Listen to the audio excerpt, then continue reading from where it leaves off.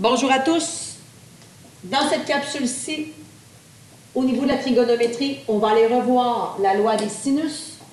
Loi des sinus qui permet, je vous le rappelle, dans un triangle quelconque, donc un triangle qui n'est pas nécessairement un triangle rectangle, la loi des sinus permet de trouver donc des mesures de côté ou des mesures d'angle. Mais dans, je le répète, des triangles qui ne sont pas nécessairement rectangles. Donc, un outil supplémentaire pour nous en sortir. La loi des sinus fonctionne, rappelle-toi, en paire. Donc, un angle avec son côté opposé, un autre angle avec son côté opposé à lui. Fonctionne vraiment en paire. Ce qu'on a remarqué au niveau de la loi des sinus, c'est que si je calcule le sinus d'un angle, donc exemple le sinus de l'angle A, et que je le divise par son côté opposé petit a, ça va donner la même chose que si je fais sinus de l'angle B divisé par son côté opposé à lui, et ça va donner la même chose que si je fais sinus de l'angle C divisé par son côté opposé à lui qu'on appelle petit c. Bien évidemment, quand on va étudier la loi des sinus, on n'utilisera pas 3 rapports, on va en utiliser seulement 2 pour aller avoir une proportion et d'être capable avec ça, donc, de trouver un angle ou un côté dans un triangle qui est quelconque. Un exemple, question de venir appuyer tout ça, je reviendrai sur le bas de la page que vous venez de voir au passage. Alors ici, dans la page, tu as 3 exemples et on te demande d'aller trouver les côtés, les mesures manquantes. Donc, quand même, le passablement de travail ici. Qu'est-ce qui nous manque dans le premier exemple? Bien, j'ai 2 angles, il m'en manque le 3e. Donc, ça, je dois aller chercher ça. Et au niveau des côtés, bien, il me manque 2 côtés. Je ne connais pas le côté AC et je ne connais pas le côté AB. Ici, 2 côtés et un angle à aller chercher. Petit rappel avant d'aller chercher un côté ici, parce que ce qui m'intéresse ici, c'est de mettre en branle la loi des sinus. Pour aller trouver, si on va aller chercher la mesure de l'angle C, juste te rappeler un petit quelque chose, c'est qu'on se rappelle que dans un triangle, la somme des mesures des angles intérieurs donne toujours 180 degrés. Donc ici, pour aller trouver l'angle C, j'ai déjà 2 angles. Facilement, je suis capable d'aller chercher le 3e. En faisant donc mon total, 180 degrés, moins le 40 degrés donné, moins le 30 degrés donné. Ici, donc, 180 degrés moins 70, ça fait 110 degrés pour la mesure de l'angle C. Rapidement, ici, on peut aller chercher cet angle-là en se rappelant cette petite propriété-là. Dans un deuxième temps, ici, ce qui m'intéresse, c'est d'aller chercher un côté. Allons chercher vraiment ici au hasard, disons, le côté, pardonnez-moi, le côté AC. Disons qu'on va aller chercher celui-là en premier, on s'occupera de AB par la suite. Alors, si je vais aller chercher AC, qu'est-ce que j'ai comme information? Donc, je suis dans un triangle qui est quelconque, pas d'angle droit. Donc, impossible ici de faire sinus, cosinus ou tangente. Un des 3 rapports qu'on a précédemment vus. Qu'est-ce qu'on a comme outil pour aller chercher un côté dans un triangle quelconque? La loi des sinus. Alors ici, pour aller chercher le côté ici AC, on se rappelle que la loi des sinus fonctionne en paire. Donc, si je vais aller chercher ce côté-là, je dois travailler avec l'angle opposé, qui est ici l'angle B. Je dois absolument aller travailler donc avec son angle opposé. Après ça, bien, ça me prend une deuxième paire qui est donnée. Question d'avoir seulement un inconnu. Qu'est-ce que j'observe ici? Bien, j'ai 40 degrés qui est l'angle A et j'ai son côté en face de 8,7. Donc, je vais aller travailler avec cette deuxième paire-là pour aller trouver mon côté AC. Quand vous écrivez votre définition, assurez-vous d'aller adapter les lettres en fonction de votre dessin. Je m'explique. Ici, pour aller trouver AC, bien, le sinus, je vais aller travailler avec quoi? Ici, vous voyez mes espèces de bananes, là, ils ont bien encerclé, ils ont bien mis en lumière qu'on allait travailler avec l'angle A et l'angle B. Donc, je vais aller écrire sin de A sur petit a et sin de B sur petit b. Si jamais tes deux angles, c'était D et E, par exemple, j'écrirais sin de grand D sur petit d et sin de grand E sur petit e. Adaptez votre formule aux lettres dans le dessin. Parce que si dans mon dessin, j'ai D, E, F, et tu me parles de sin de A et sin de B, moi, j'ai aucune idée de quoi tu me parles. Faites attention à ça.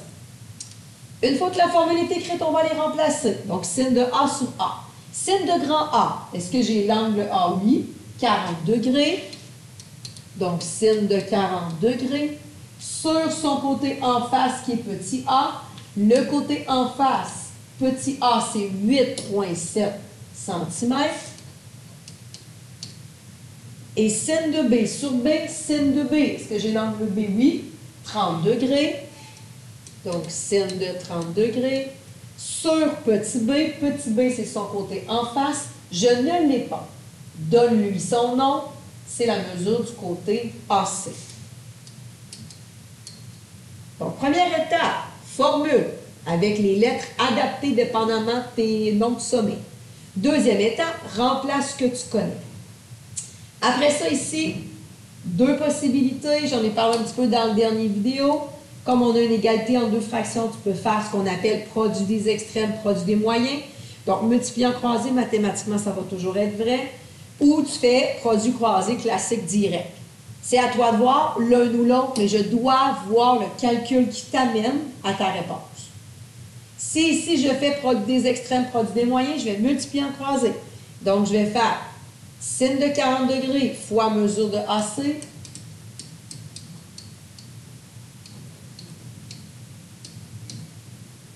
égale l'autre croisé, 8,7 fois sin de 30 degrés. Donc, tu multiplies en croisé.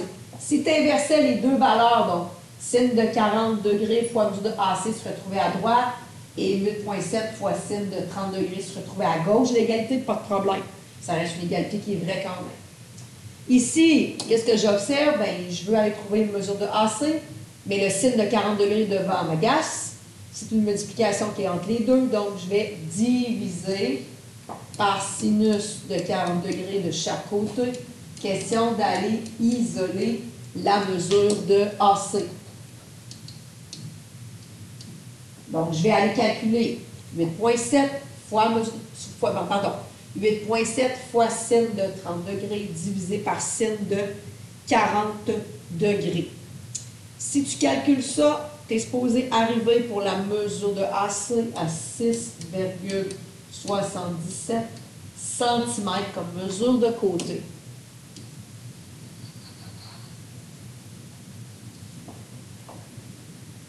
Demande-toi ici, est-ce que ma valeur a du sens? Donc, AC 6,77, oui. J'ai un côté de 8,7, donc ça peut avoir bien du sens. Alors, la loi des sinus, donc, formule bien remplacée au niveau de la formule avec les lettres adaptées au dessin. Remplace ce que tu connais. Ici, moi, j'ai fait produit des extrêmes, produit des moyens pour après aller isoler la mesure de AC. Mais si toi, tu veux directement faire produit croisé, c'est-à-dire ici, pour trouver la mesure de AC, multipliant croisé ce que tu as et divisé par le dernier. Si tu veux faire ici 8,7 fois sin de 30 degrés, divisé par sin de 40 degrés, tout ça d'un coup, qui est égal à la mesure de AC, pas de problème. Ça, c'est le produit croisé classique. Je n'ai pas de problème avec ça. Une des deux façons de faire, mais je le répète, pour trouver ta valeur, pour arriver à 6,77, je ne veux pas avoir ça tout cru. Je veux avoir le calcul qui t'amène à ta réponse. Voici un exemple de la loi des sinus. Pour trouver un côté, pour trouver un angle, ça va être sensiblement la même chose. La seule chose, c'est que si tu ne connais pas l'angle ici qui coïncidera par sinus, tu vas commencer par aller isoler ton expression et pour aller sortir l'angle, par exemple, si l'angle B, tu vas faire sinus moins 1 de la valeur avec laquelle tu vas être rendu. Ici, je ne terminerai pas l'exemple. Je vais t'inviter à aller retrouver la mesure de AB, ici, avec la loi des sinus encore, parce que j'ai encore un triangle quelconque pour trouver un côté. Je vais t'inviter à compléter cet exemple-là et à faire les deux autres exemples. Ici, petite note, 8,35 cm ici à la place de 8,84 cm si ce n'est pas déjà fait dans tes notes de cours. Petite correction ici. Et je vais t'inviter à compléter ces trois exercices-là, mais avant ça, petit élément important à aller te mentionner, qui est en bas de la page précédente avant de te laisser aller en exercice. Fais attention à une chose de ne pas te faire prendre. Si tu cherches un angle obtus et que tu travailles avec la loi des sinus, rappelle-toi l'année passée, je ne sais pas si ça te revient, mais quand on cherche un angle obtus, fais attention, quand on calcule la valeur d'un sinus d'un angle, il y a deux valeurs possibles qui sont supplémentaires l'un avec l'autre. Supplémentaires étant 180 degrés ensemble. Fais attention, comme par exemple ici, si je cherche la mesure de l'angle C, tu vas calculer, tu vas travailler avec la loi des sinus, mais quand tu vas arriver à ton angle, à ta réponse que tu penses être finale, ta calculatrice, elle va te donner l'angle aigu, la possibilité de l'angle aigu. Or, il y a deux valeurs possibles qui te donnent le sinus que tu vas obtenir dans ton problème. Pour aller chercher l'angle obtus, qui est une réponse beaucoup plus valable, tu vas prendre ta réponse donnée et tu vas faire 180 degrés moins l'angle que tu auras trouvé pour te permettre d'aller chercher l'angle supplémentaire qui donne, je te le rappelle, la même valeur de sinus que tu auras obtenu dans ton exercice. Donc, fais bien attention à ça. Quand tu cherches un angle obtus, ta calculatrice va te donner une réponse avec un angle aigu toujours. Tu dois faire 180 degrés moins l'angle que tu as trouvé pour aller chercher un angle obtus. Aller chercher, en fait, ta véritable réponse. Alors voilà pour ce qui est de la loi des sinus. Je te le rappelle, complète les exercices à la page suivante, oui. Et puis, valide-toi dans les notes de cours complétées, 30, au niveau de la démarche, au niveau de la façon d'écrire les choses, là, pour t'assurer que tout est OK de ton côté. Bon travail!